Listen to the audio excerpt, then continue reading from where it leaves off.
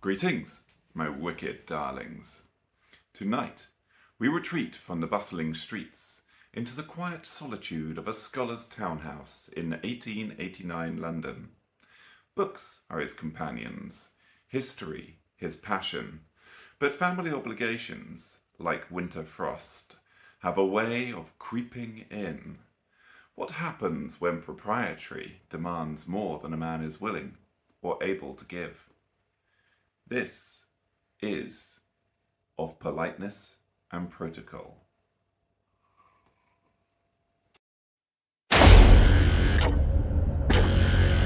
In the heart of a London winter, a brittle frost wrapped itself around the black iron railings of Edwin Ingold's townhouse. Inside, the clock ticked slow and steady, a metronome to Edwin's life of scholarly pursuits. Books towered around him, stacks of them perched on tables. Others lay open across the floor like fallen leaves. He was in the midst of a fascinating volume on the histories of Byzantium, his latest obsession, when a bell rang. He didn't expect visitors. They knew better. The bell tolled once more, loud and insistent. Sighing, Edwin set down his book and trudged to the door. Oh, of course it's you. Brother, what a surprise! Edwin opened the door and ushered his brother Percival in out of the cold. It's been weeks. Percival stood there, slick with fog, and cloaked in an absurd velvet coat the colour of red wine gone sour. False. It's been months, Percival sneered as he looked around the house. This isn't a home, this is a library. Thank you, Edwin nodded, looking at his books approvingly. Percival gave him an evil look. That wasn't a compliment, you goat. Flexing his shoulders, he looked around for wine. Seeing none, he raised his eyebrows and pursed his lips. Well, father is unimpressed. You've had 3 butlers quit on you out of boredom. I paid them. They brought me tea, cooked dinner, cleaned. No, we spoke to Geoffrey. He said you wouldn't let him clean, and you would only eat beef boiled in vinegar with root vegetables. So boring. Percival didn't try to hide his contempt. He stroked a book on the top of the pile, wiping the dust off onto his coat. He gasped when he saw it had left a mark and frantically tried to rub it clean. Nonsense, I just told him not to touch my books. Edwin frowned at his brother. What is this leading to? You're 30 and I'm married. Percival resorted to a hip flask for sustenance. It will not do. No, it will not do at all. Father has decreed that unless you're engaged within the year, he will disinherit you. Edwin's eyes widened with horror. But how? I don't do society. Well, my dear Edwin, Percival said with a smug flourish, I bring you a gift. He held out an amulet. We had this made in Grimsdyke at considerable cost in both money and favours. When Edwin hesitated, Percival waved impatiently. Go on, put it on.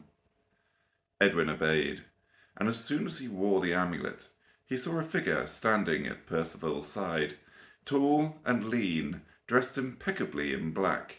The gentleman nodded with a sharpness that bordered on cutting.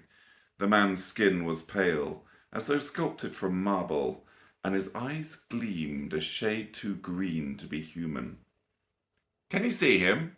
Can you see Duke Astaroth? Edwin raised an eyebrow, sceptical. He removed the amulet, then replaced it. A ghost butler? The Duke spluttered. Butler? I am a Duke of Hell. A demon and a gentleman. Well, more or less. Think of him as a companion, a guide. He'll help you engage with society, something you've sorely neglected. Edwin's eyes narrowed. His family was no stranger to the occult. Indeed, the family fortune could easily be attributed to it. His father had long since lamented his son's reclusive habits, his aversion to parties, dinners, outings of any sort. Percival had always been his favourite, but this? A demon? As a tutor in propriety? Surely even Percival could see the absurdity. Edwin? Percival's tone turned into pleading. London has so much to offer. You've hidden it so long enough. Duke Astaroth has promised to be of assistance. He'll get you a wife, whatever it takes. At the mention of his name, Astaroth bowed, an elegant motion that nearly concealed the smirk curling at his lips. Against his better judgment, curiosity got the better of Edwin. And how, pray tell, will he assist? Astaroth's voice was as sharp as a well-cut suit. I will teach you the art of gentility, or the charm of normalcy, if you will. Together we will cultivate in you a sense of decorum worthy of your standing. He tilted his head, his eyes glinting. Worthy enough to attract a suitable match.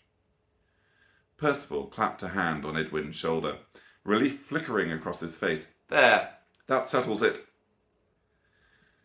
Edwin sighed, his spine tightening as if bracing for a storm. Very well then, we will see if this demon can teach me to conform, at least to conform enough to help me find a wife and satisfy father. The next morning began with Astaroth requesting that Edwin leave the comfort of his study. We'll begin with appearance, Astaroth declared, pointing to a fitted black suit of the finest wool which had been sent over by Edwin's father. As Edwin grumbled his way into the attire, Astaroth's gaze sharpened, scrutinizing each cuff and collar.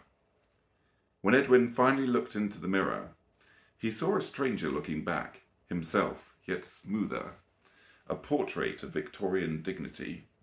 Now, Astaroth continued, you will learn to conduct yourself as society expects. What followed were days of endless drills on manners, etiquette, and the conversational arts. Astaroth whispering instructions into Edwin's ear as he bantered with airheaded dandies. Edwin's patience was wearing thin, but he endured. He only had to keep this up long enough to get married, and then he could slip back to his books and boiled beef. Astaroth was relentless, dragging him to lectures, salons, and tea gatherings. At each event, Astaroth whispered guidance, smile at the appropriate intervals, offer a firm handshake, firm but not too strong. Despite his discomfort, Edwin obeyed, if only to hasten his reprieve, but it was at a grand dinner that Astaroth's influence went too far. Across the table, Lady Guinevere, a wealthy baroness with a penchant for lace and lilies, regarded Edwin with a flirtatious gaze. Her smile lingered, her fan fluttered, her eyes glinted under her lashes. Astaroth, looming over Edwin's shoulder, leaned in. Pursue her favour, he whispered into Edwin's ear. She is a good match. I've no interest, Edwin hissed, though he dared not meet Astaroth's gaze. This courtship, it's a farce, it's a game for fools. Astaroth's expression didn't waver. If you fail, you'll be disinherited. They'll take away your books. My books? Edwin gasped. He looked down forlornly. It's of no matter. Even if I did court her, A tear rolled down his cheek. I wouldn't be able to make an heir. You see, I have a rather unfortunate and long-concealed admiration of the male derriere. I see, Astaroth growled. Well, you talking to yourself and crying hasn't helped your seduction one bit. It's time to head home. It's over, isn't it? I'm doomed. He scampered from the hall, ripping off his cravat and stumbling into the winter air. Astaroth trotted alongside him. I was given very specific instructions, the demon said, his voice now stripped of all its charm, in order to make you a respectable, married member of society, a task you've just made vastly more difficult for both of us. It's not that we object to you indulging in lust for the male form. That's manageable. Indeed, it's more common than you might think. It's the fact that you've committed the cardinal sin of appearing distinctly odd and quite rude at a society dinner. Edwin's lips twisted in despair. This world of yours, this masquerade of civility, I'm not cut out for it. I'm beyond saving. But Astaroth's smile only widened, his teeth gleaming. You misunderstand me, Edwin. I never fail. My instructions are simple. You will be a gentleman. You will conform. We just need to indulge in some more extreme measures. Edwin looked at the demon beside him. Astaroth removed his jacket and then slowly unbuttoned his shirt. What are you doing? Edwin's mouth felt dry, his eyes widening at the sight of the handsome Duke of Hell. Remove your jacket, shirt and undershirt. Now, expose your chest to me. Edwin eagerly obeyed. Astaroth slid his hand down his own porcelain-coloured, tattooed chest, stroking the inked sigil.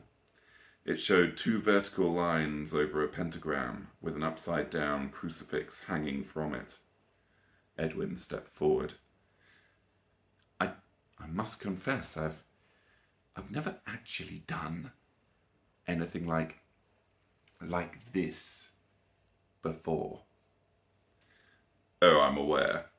Astaroth pointed to the sideboard. Edwin followed his fingers until he saw the object he was being directed to. A knife? Pick it up. You'll need to carve a replica of this sigil onto your own body. Oh. Edwin froze, his head hanging in disappointment. I thought you... Only then can my powers mould you into a gentleman. Only then can you keep your books and gain a wife. Extreme measures are called for. Astaroth's gravelly voice suddenly stopped, and he looked at Edwin suspiciously. Wait, what did you think I meant? Edwin grabbed the knife, moving to a mirror. The Duke slid behind him, his fingers drifting across Edwin's torso, showing where the blade must cut.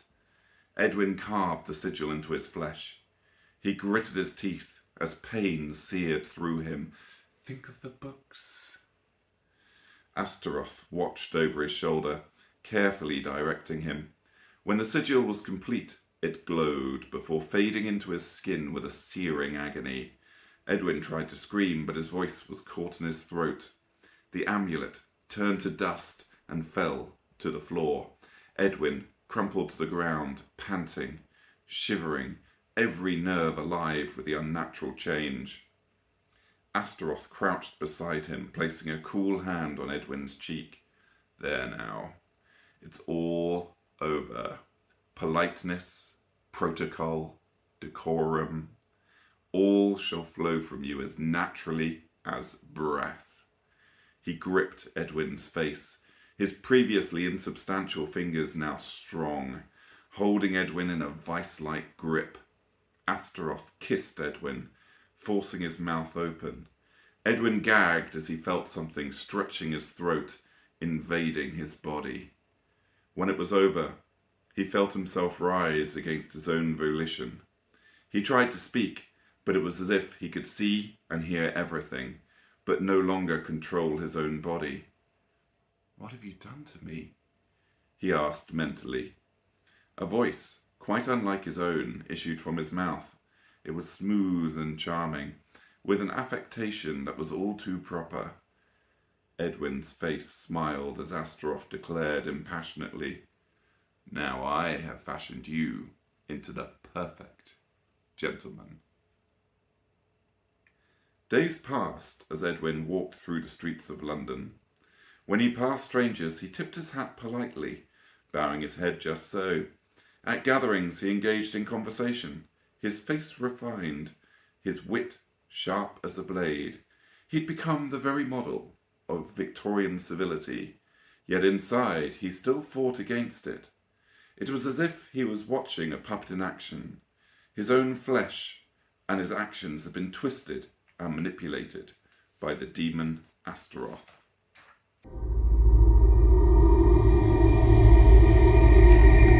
So, my wicked darlings, Edwin becomes the perfect gentleman, polished, polite, and possessed.